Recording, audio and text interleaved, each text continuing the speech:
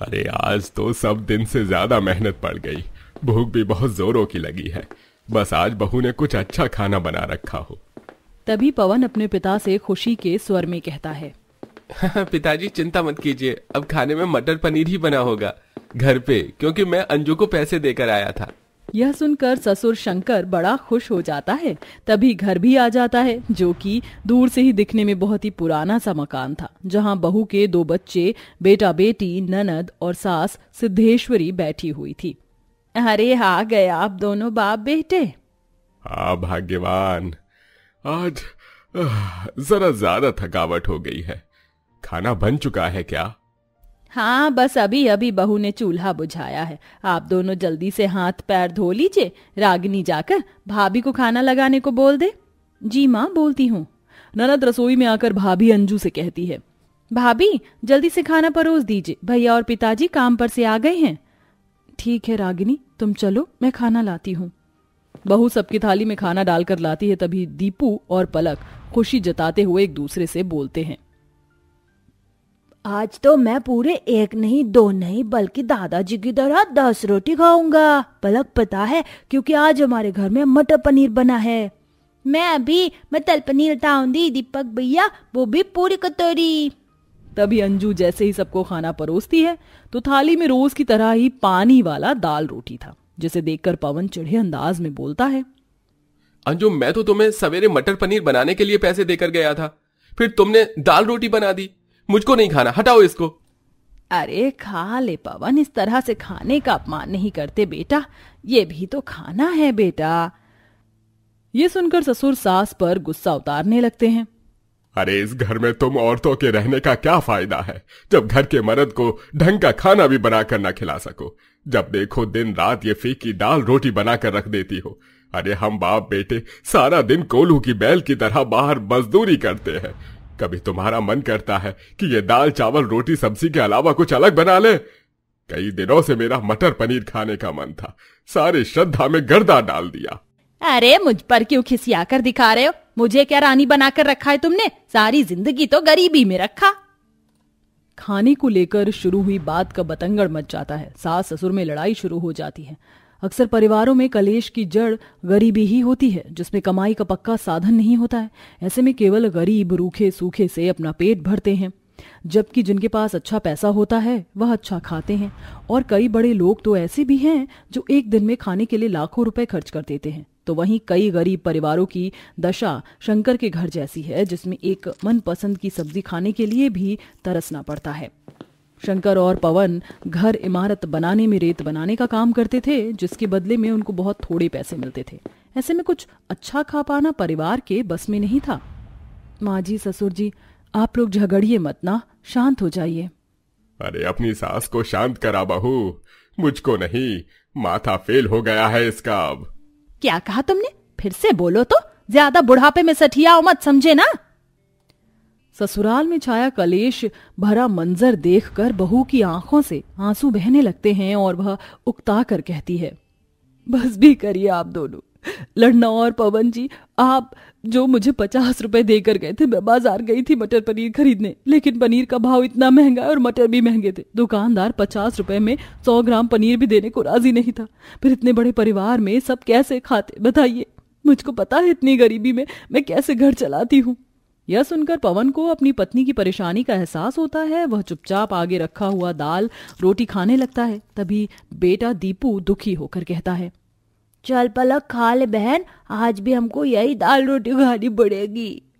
गरीब ससुराल वाले जी मार कर खा लेते हैं, लेकिन घर की बहू होते हुए हर दिन अंजू को सुबह शाम के लिए सोचना पड़ता था कि वो खाने में क्या बनाए। पर इतनी दुखी गरीबी कम नहीं थी कि ससुर पति दोनों का काम भी छूट जाता है। बहू, खाना बनाने की तैयारी शुरू कर दो, सबको भूख लगी है। क्या बनाऊं? मेरी तो कुछ भी समझ में नहीं आ रहा। सरकारी राशन में मिली थोड़ी चने की कच्ची दाल रखी हुई है। रोज रोज दाल रोटी खाकर मेरा खुद का मन भी भर सा गया है। जी तो मेरा भी नहीं करता। देख ले बहू, क्या पता मचान पर कोई नई लौकी तोरी लगी हो तो तोड़ कर लिया। जी माँ जी। बहू आंगन में आती है, जहाँ एक बड़ी सी लौकी उगी हुई होती है। चलो आज का जुगाड़ तो इससे हो जाएगा, लौकी सब्जी रोटी बना लेती हूँ। बहू लौकी की सब्जी रोटी बनाकर सबको परोसती है, तभी पड़ोसी घर में से मटर पनीर की खुशबू आती है। तभी ननद रागिनी लालच से कहती है, लगता है पड़ोसियों के घर आज मटर पनीर बना हुआ है। तो फिर चलो ना रागिनी बुआ, उनके घर से थोड़ी सी मटर पनीर की सब्जी मांग कर ले आते हैं। हाँ बहू, तू जाना, थोड़ी सब्जी मांग कर ले आ। थोड़े में थोड़ा थोड़ा ही सब खा लेंगे। ये लौकी तोरी खाकर तो मन पक गया है मेरा। ठीक है बाबूजी, मैं जाती हूँ। अंजू सबका दिल रखते हुए सब्जी मांगने पड़ोसियों के पास में आकर दरवाजे से ही आवाज देती है, निशा बहन, ओ निशा बहन जी, जरा बाहर तो आना। अरे अंजू, तू क्या बात है, इस टाइम क्यों आई है? मेरे ससुराल वाले खाने बैठे हुए हैं। जी इतनी रात में आने के लिए माफी चाहती हूँ, मगर थोड़ी सी सब्जी देंगी क्या? इन गरीब लोगों का नाक कितना तेज है, जरा सी अच्छी सब्जी नहीं बनाओ कि सूंघते हुए मांगने चले आते हैं। देख अंजू, मैंने मटर पनीर की सब्जी अपने परिवार वालों के लिए बनाया है, तेरे गरीब ससुराल वालों के खातिर नहीं। अब तू जा।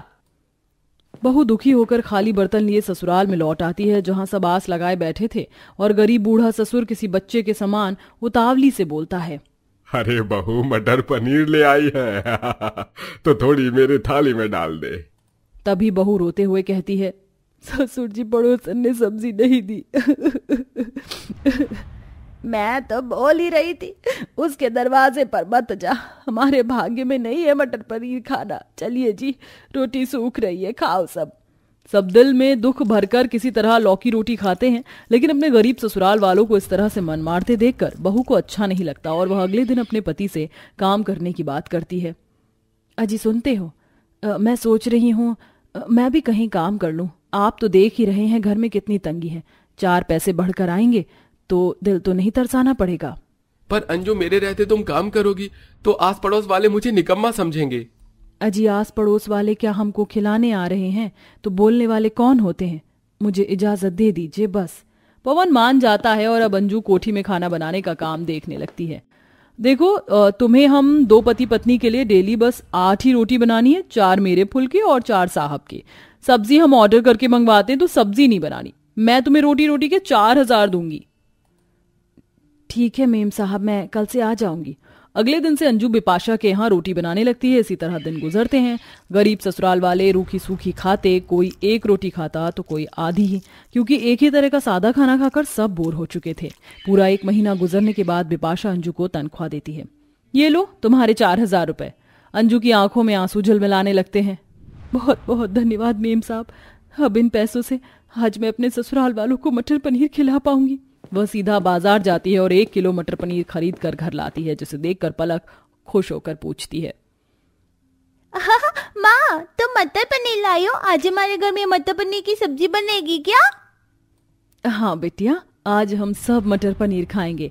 माँ थोड़ी सी पनीर मुझको दो ना। ये लो दीपू। माँ थोड़ी मुझको भी दे दो, तुमने दीपू भैया को भी दिया है। अच्छा ठीक है पलक, तुम भी ले लो। अब और नहीं, क्योंकि इसकी सब्जी बनानी है। चलो भाभी, मैं भी आपका हाथ बंटवा देती हूँ।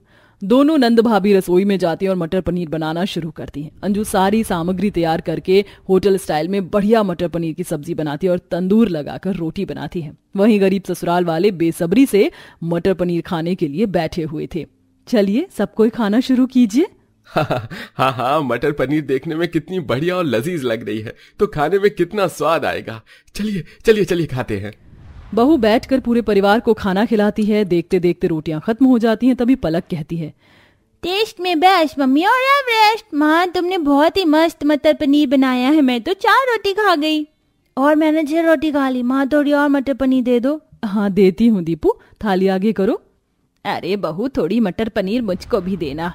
बहू आज तेरी बदौलत हमने इतनी महंगी मटर पनीर खाई है। बहुत किस्मत वाले हैं हम, जो हीरे जैसी बहू पाई है हमने। अब तू भी अपनी थाली लगा ले। माँ जी आप सबने खा लिया, मेरा तो ऐसे ही पेट भर गया। फिर सास अपने हाथ से स्नेह से बहू को निवाला खिलाती है और इस तरह गरीब ससुराल वालों का मटर पनीर खाने का ख्वाब पूरा हो जाता है। तो प्यारे दर्शकों, आपको कौन सी सब्जी खाना सबसे ज्यादा पसंद है और आपको मटर पनीर कैसी लगती है? कमेंट बॉक्स में जरूर बताएं।